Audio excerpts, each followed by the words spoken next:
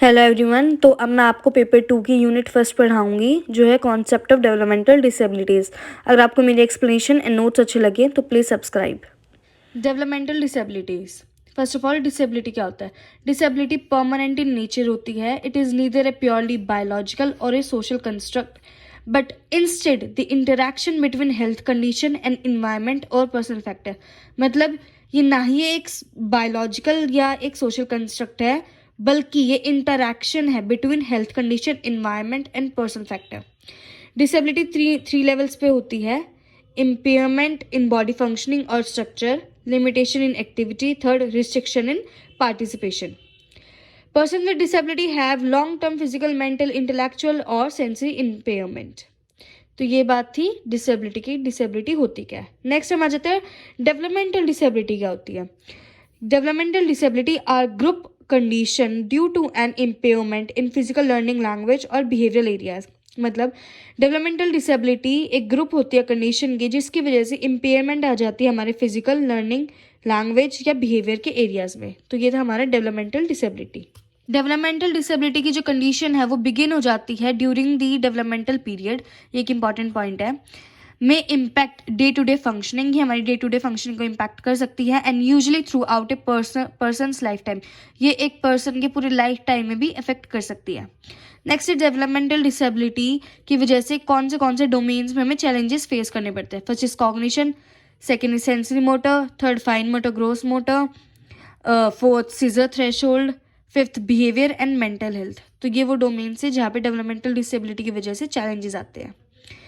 इसका एग्जाम्पल है intellectual disability, loss of limb, loss of vision, memory loss. तो ये था डेवलपमेंटल डिसेबिलिटी की एक्सप्लेनेशन एंड उसके एग्जाम्पल्स। नेक्स्ट हम आ जाते हैं डेवलपमेंटल डिसऑर्डर या न्यूरो डेवलपमेंटल डिसऑर्डर। ये दोनों एक ही चीज़ है।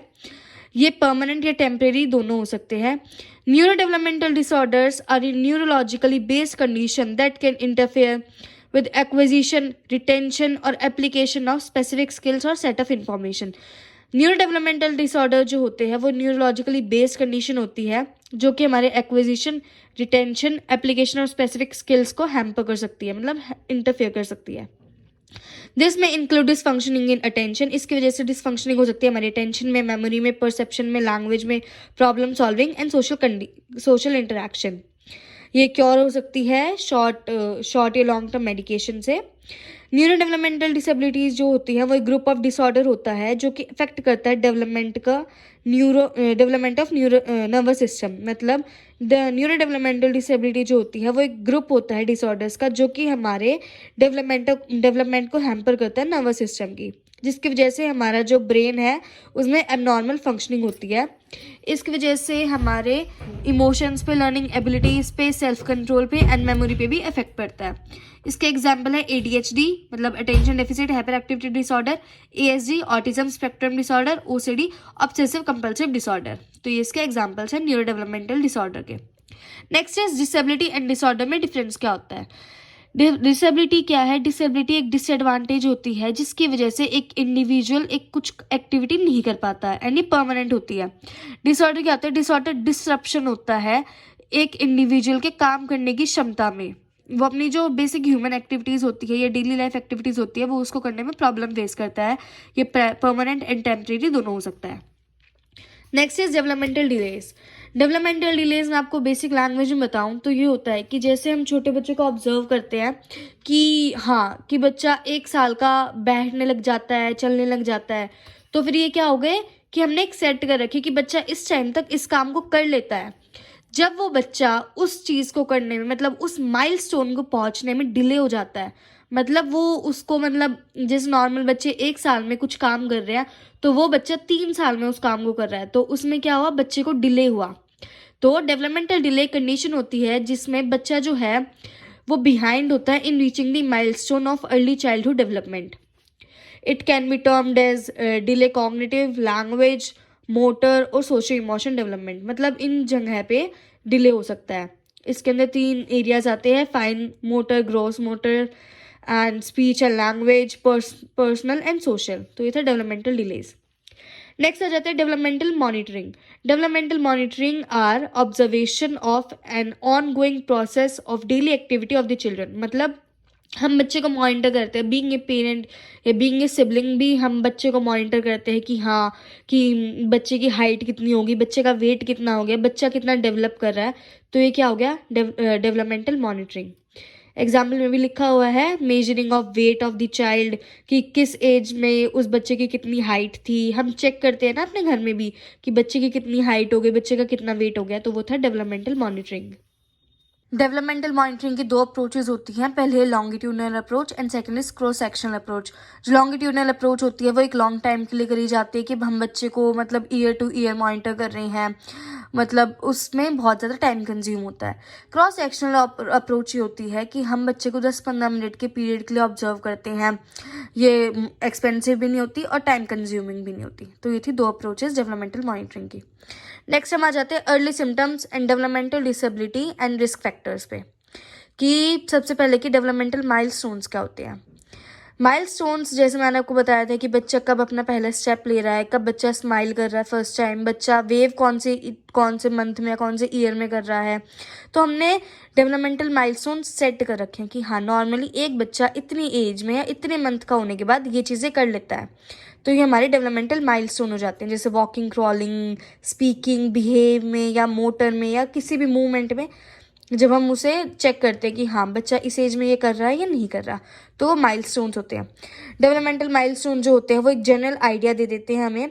पेरेंट्स बेस्ट होते हैं माइलस्टोन्स को जज करने के लिए, कि क्योंकि पेरेंट्स बच्चे के साथ सबसे ज़्यादा टाइम स्पेंड करते हैं, तो उनको पता होता है कि बच्चे ने वो वाला माइलस्टोन रीच करा या नहीं करा। नेक्स्ट हम आ जाते हैं डेवलपमेंटल डिसेबिलिटी के ऊपर। डेवलपमेंटल डिसेबिलिटी जो है वो किसी भी एनी टाइम मतलब कभी भी मतलब बिगिन हो सकती है डेवलपमेंटल पीरियड में।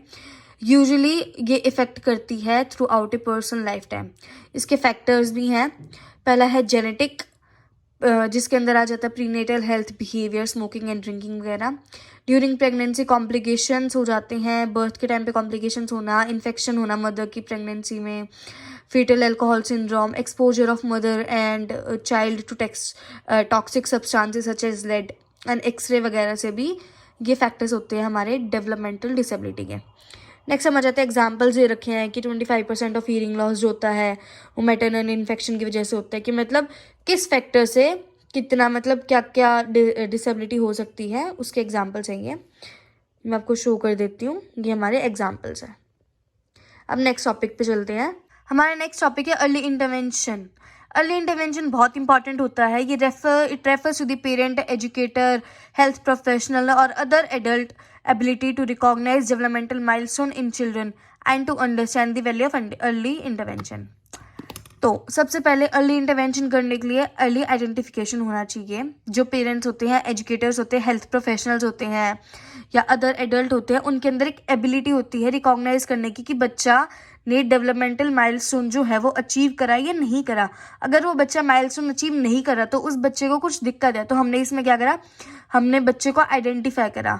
तो इससे और अर्ली आइडेंटिफिकेशन भी वही इंसान कर सकते हैं जिनको अर्ली इंटरवेंशन की वैल्यू पता हो, कि अर्ली इंटरवेंशन के क्या क्या फ़ायदे होते हैं। अर्ली आइडेंटिफिकेशन का पर्पस ये होता है determine whether child have developmental difficulty, कि बच्चे को मतलब अपने डेवलपमेंटल टाइम में कुछ डिफिकल्टीज तो नहीं आ रही, वो किसी चीज़ में डिले तो नहीं कर रहा। तो अर्ली आइडेंटिफिकेशन ये करता है। Next is early intervention. Early intervention का काम होता है to identify and evaluate as early as possible. मतलब हम जितनी जल्दी बच्चे को आइडेंटिफाई कर लेंगे, हम उतनी जल्दी बच्चे को इवेल्युएट कर पाएंगे, और जितनी जल्दी हम बच्चे को इवेल्युएट कर पाएंगे उतनी ही जल्दी उसका मेडिकेशन हो गया, थेरेपीज़ हो गया, कुछ भी चीज़ होगी जो भी हमें इंटरवेंशन प्लान करना है, हम वो उतनी जल्दी कर पाएंगे। Early identification leads too early intervention, ये मैंने आपको बताया था। नेक्स्ट आ जाते हैं स्टेप्स पे कि अर्ली आइडेंटिफिकेशन में क्या क्या चीज़ें मतलब किस हिसाब से चलती हैं। पहला आ जाता है स्क्रीनिंग। स्क्रीनिंग के अंदर क्या होता है, includes activity to identify children who may need further evaluation in order to determine the existence of a delay in development और ए पर्टिकुलर डिसेबिलिटी। तो स्क्रीनिंग में हमें क्या पता चलता है, हम वो एक्टिविटीज़ आइडेंटिफाई करते हैं जिसमें बच्चे को इवैल्यूएशन की ज़रूरत है, कि बच्चे को मतलब लैंग्वेज में दिक्कत हो रही है। तो हमने इसमें क्या पता करा, हमने वो एरिया पता करा या एक्टिविटी पता करी कि किस चीज़ में बच्चे को दिक्कत हो रही है, फिर हम उसी चीज़ का इवैल्यूएशन करेंगे फर्दर। नेक्स्ट आ जाता है इवैल्यूएशन। इवैल्यूएशन का काम क्या होता है, to determine the existence of delay और डिसेबिलिटी। मतलब इवैल्यूएशन क्या करता है, वो आइडेंटिफाई करता है, वो डिटरमाइन करता है कि बच्चे को डिले है या डिसेबिलिटी है। मतलब जो भी चीज़ है वो इवैल्यूएशन से हमें पता चलती है कि बच्चे को कौन से एरियाज़ में नीड है, कौन से एरियाज़ में वो लैग बिहाइंड कर रहा है। तो ये हो गया इवैल्यूएशन। नेक्स्ट हमारा आ जाता है असेसमेंट। असेसमेंट का क्या काम होता है? असेसमेंट हमें प्रेजेंट लेवल परफॉर्मेंस बताता है, मतलब करंट लेवल फंक्शनिंग बताता है कि बच्चा अभी इस टाइम पे कितने लेवल पे है, बच्चा क्या चीज़ कर पा रहा है, बच्चा क्या चीज़ नहीं कर पा रहा है। असेसमेंट हमें बहुत हेल्प करता है अपना अर्ली आइडेंटिफिकेशन में एंड अर्ली इंटरवेंशन में, क्योंकि असेसमेंट अगर हम करते हैं तो हमें एक प्रॉपर आइडिया हो जाता है कि बच्चे को क्या प्रॉब्लम है। असेसमेंट के बाद हम रेफ़र करते हैं। रेफ़र का क्या काम होता है? ये एक इनिशियल रिक्वेस्ट होती है जो कि एक स्पेशल एजुकेशन या इवेल्युएटर को करी जाती है।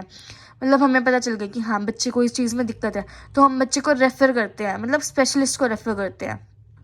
तो ये रेफरल होता है, इसके ये स्टेप्स हैं। तो ये हो गया हमारा रेफर। हमारा नेक्स्ट टॉपिक है 1.4। इसमें हमें बताना है कि अर्ली डिटेक्शन एंड इंटरवेंशन की क्या क्या एडवांटेजेस होती हैं डेवलपमेंटल डिसेबिलिटी में। अर्ली आइडेंटिफिकेशन से क्या होता है, जो इन्फेंट है, जो रिस्क पे है एक डेवलपमेंटल डिसेबिलिटी को पाने में, मतलब वो रिस्क पे है, अभी उसे हुई नहीं है, तो उससे क्या होता है, हमें वो पता चल जाता है कि वो रिस्क पे है, तो हम उसे अप्रोप्रिएट टाइम पे इंटरवेंशन प्रोवाइड कर सकते हैं जिससे उसका जो डेवलपमेंट है वो जल्दी हो सके एंड उसको डिसेबिलिटी ना हो। नेक्स्ट हमारा जाता है एडवांटेजेस क्या क्या होते हैं इसके। अर्ली इंटरवेंशन क्या करता है, वो इम्प्रूव करता है एंड इन्हेंस करता है डेवलपमेंट की, बच्चे की। नेक्स्ट आ जाता है कि ये एक प्रोवाइड करता है असिस्टेंस एंड सपोर्ट, ये फैमिली को भी और बच्चे को भी एक असिस्टेंस एंड सपोर्ट प्रोवाइड करता है। ये एक फाउंडेशन होती है जिससे जो बच्चा है वो आगे ज़्यादा अपॉर्चुनिटीज़ को ग्रैस्प कर सकता है, उसको मतलब आगे इम्प्रूवमेंट करने के लिए, डेवलपमेंट करने के लिए एक फाउंडेशन होती है अर्ली इंटरवेंशन। अर्ली इंटरवेंशन क्या है? Early intervention is a set of services design to help babies and toddlers who may be experiencing developmental delays और डिसेबिलिटी। मतलब अर्ली इंटरवेंशन से क्या होता है, ये एक सर्विसेज प्रोवाइड करी जाती हैं बच्चे को, टॉडलर को, मतलब जिससे कि वो जो डेवलपमेंटल डिले एक्सपीरियंस कर रहा है उसमें उसको हेल्प हो सके, वो डेवलप कर सके। अर्ली इंटरवेंशन हमें प्रोवाइड करवाता है मतलब बहुत सारी स्किल, मतलब बहुत सारी थेरेपीज़ हो गई, मतलब एजुकेशनल सपोर्ट हो गया, फाइनेंशियल सपोर्ट हो गया, ये सारी चीज़ें अर्ली इंटरवेंशन प्रोवाइड करवाता है। फर्स्ट 3 जो ईयर्स होते हैं बच्चे के वो बहुत इंपॉर्टेंट होते हैं क्योंकि उसमें वो बहुत सारी स्किल्स सीखता है, जैसे सोशल स्किल्स हो गई, कम्युनिकेशन स्किल्स हो गई, कॉग्निटिव स्किल्स हो गई, सेल्फ हेल्प स्किल्स हो गई। तो इसमें अगर हम बच्चे को जल्दी आइडेंटिफाई करेंगे तो वो उतनी ही जल्दी डेवलप कर पाएगा क्योंकि उसके जो स्टार्टिंग ईयर्स होते हैं वो बहुत क्रूशियल होते हैं। Next is ECI, early childhood intervention. फिर से इंटरवेंशन की बात हो रही है, ये इम्प्रूव करता है चाइल्ड की मतलब अपॉर्चुनिटीज़ को, जिससे कि वो मतलब जितनी उसके अंदर पोटेंशियल है, जितना भी वो फंक्शनिंग कर रहा है वो उसे इम्प्रूव कर सके। ये फैमिली को भी मतलब सेंटर में रखते हैं, मतलब फैमिली का भी एक इम्पॉर्टेंट पार्ट होता है, तो इंटरवेंशन प्लान में फैमिली भी इन्वॉल्व होती है। तो ये ECI का था, मैंने आपको पहले भी बता दिया कि इंटरवेंशन क्या होता है। तो हम नेक्स्ट टॉपिक पे चलते हैं। Next is educational avenues for children with developmental disabilities. तो इसमें क्या है, inclusive health care. Inclusive health care क्या होती है? पब्लिक हेल्थ होती है जो कि एक मेजर रोल होता है जिसका प्रिवेंटिव एफर्ट्स में। इसके अंदर बहुत सारे इनिशिएटिव्स लिए जाते हैं, जैसे चाइल्डहुड वैक्सीनेशन हो गई, चाइल्ड हेल्थ हो गई, न्यूट्रिशन हो गया, एजुकेशन कैंपेन्स हो गए। तो ये कौन करता है? ये पब्लिक करती है, मतलब गवर्नमेंट भी करती है, बहुत सारे NGOs भी है। तो ये क्या है? इंक्लूसिव हेल्थ केयर है। तो ये हमारा इंक्लूसिव हेल्थ केयर है। Next is inclusive early childhood education. Education में भी बहुत हेल्प करी जाती है, जैसे EFA एक इनिशिएटिव है, CRPD एक इनिशिएटिव है। तो ये क्या प्रोमोट करते हैं एजुकेशन को हर बच्चे के लिए। इंक्लूसिव एजुकेशन क्या है? एक प्रोसेस होती है जिससे कि स्ट्रेंथ करा जाता है बच्चे की एजुकेशन कैपेसिटीज़ को और एजुकेशन सिस्टम को भी, क्योंकि अगर एजुकेशन सिस्टम अच्छा होगा तो उतना ही बच्चे को अच्छी एजुकेशन मिल पाएगी। इनका काम होता है कि हर बच्चे तक जाना एंड उसे एजुकेशन प्रोवाइड करना। Next is inclusive social services and child protection. Social protection में बहुत इंपॉर्टेंट होती है, क्योंकि डिसेबल्ड जो बच्चे होते हैं उनको बहुत ज़्यादा टॉन्ट करा जाता है, हैम्पर करा जाता है उनकी राइट्स को, तो उन चीज़ों को ये प्रोटेक्ट करते हैं। स्पेशल स्कूल्स का आप सबको पता ही है कि स्पेशल स्कूल्स क्या होते हैं, वहाँ पे उनको एजुकेशन प्रोवाइड करी जाती है। इंडिया में 3000 स्पेशल स्कूल्स एस्टैब्लिश्ड है, तो ये स्पेशल स्कूल्स हो गए। Next is integrated school. Integrated schools क्या होते हैं? इंटीग्रेटेड स्कूल्स वो स्कूल्स होते हैं जहाँ पे नॉर्मल बच्चे भी पढ़ते हैं एंड स्पेशल बच्चे भी पढ़ते हैं, बट उनको थोड़े टाइम के लिए लाइक 30 मिनट्स के सेशन के लिए बच्चों के साथ, नॉर्मल बच्चों के साथ बिठा दिया, तो वो कौन सा स्कूल हो गया? वो इंटीग्रेटेड स्कूल हो गया। इंक्लूसिव स्कूल क्या होता है? इंक्लूसिव किससे बना है? इंक्लूजन से। और इंक्लूजन का मतलब क्या होता है? Education for all. मतलब इसमें स्पेशल एंड नॉर्मल दोनों बच्चे एक ही साथ पढ़ते हैं पूरे टाइम के लिए। ये नहीं है कि मतलब वो 30 मिनट्स के सेशन के लिए आ गए, वो इंटीग्रेटेड स्कूल में होता है। Next is targeted service provision. इसमें क्या होता है? जो अर्ली चाइल्डहुड इंटरवेंशन है उसी के बारे में एक्सप्लेन कर रखा है कि वो जो हेल्थ होती है, एजुकेशन होता है, सोशल सर्विसेज होते हैं, उनका एक्शन में आना, तो ये कौन संभालता है? ईसीआई संभालता है, early childhood intervention. ECI programmes जो होते हैं वो सपोर्ट करने के लिए बिल्डअप करे जाते हैं पेरेंट्स को एंड बच्चे को। ये टॉपिक रह गया था टीचिंग मेथड। टीचिंग मेथड क्या है? एक बहुत इंपॉर्टेंट पार्ट होता है एजुकेशन का। हम अगर ज़्यादा अच्छे मेथड से पढ़ाएंगे स्पेशल बच्चों को तो उन्हें ज़्यादा समझ आएगा, क्योंकि एक नॉर्मल बच्चे को पढ़ाने में बहुत डिफ़िकल्टीज हो जाती हैं, तो एक स्पेशल बच्चे को तो और भी डिफ़िकल्टी होती है कुछ चीज़ समझने में। तो हम कौन सा मेथड यूज़ करते हैं? मल्टी सेंसरी अप्रोच यूज़ करते हैं। मल्टी सेंसरी वो अप्रोच होती है जिसमें हम 2 से ज़्यादा सेंसेस का यूज़ करके बच्चे को पढ़ाते हैं। 1.5 के भी ये लास्ट 2 टॉपिक्स है, therapy services and family services. Therapy services क्या होती हैं? थेरेपी का काम क्या होता है? ऑक्यूपेशनल थेरेपी होगी, स्पीच थेरेपी हो गई, या मतलब बॉडी मूवमेंट के लिए थेरेपी होगी। इनका क्या काम होता है कि जहाँ पे भी बच्चे को डिफ़िकल्टी फेस हो रही है उनको इम्प्रूव करना, मतलब लाइक उसमें डेवलपमेंट करना, कि बच्चे को अगर स्पीच में प्रॉब्लम हो रही है तो मुझे स्पीच थेरेपी के लिए भेजते हैं, क्योंकि वो स्पेशलिस्ट होती हैं, उन्हें पता होता है कि बच्चे को किस तरीके से या किस इंस्ट्रूमेंट का या फिर उनके पास जो डिवाइस होते हैं उसका यूज़ करके हम बच्चे को सिखा सकते हैं, तो वो थेरेपीज़ के अंदर आ जाती हैं। तो इसमें थेरेपीज़ भी इंक्लूड होती हैं। नेक्स्ट हमारा जाता है फैमिली सर्विसेज। फैमिलीज़ को भी सर्विसेज प्रोवाइड करवाई जाती है, उन्हें स्पेशल बच्चों की जो भी राइट्स हैं उनके बारे में बताया जाता है, वो कैसे गवर्नमेंट की जो स्कीम्स है उसको यूज़ कर सकते हैं। बहुत सारे एनजीओज उनको फाइनेंशियली भी सपोर्ट करते हैं। तो ये है फैमिली सर्विसेज। तो यहाँ पे हमारा फर्स्ट यूनिट ख़त्म हो जाती है पेपर 2 की। Thank you.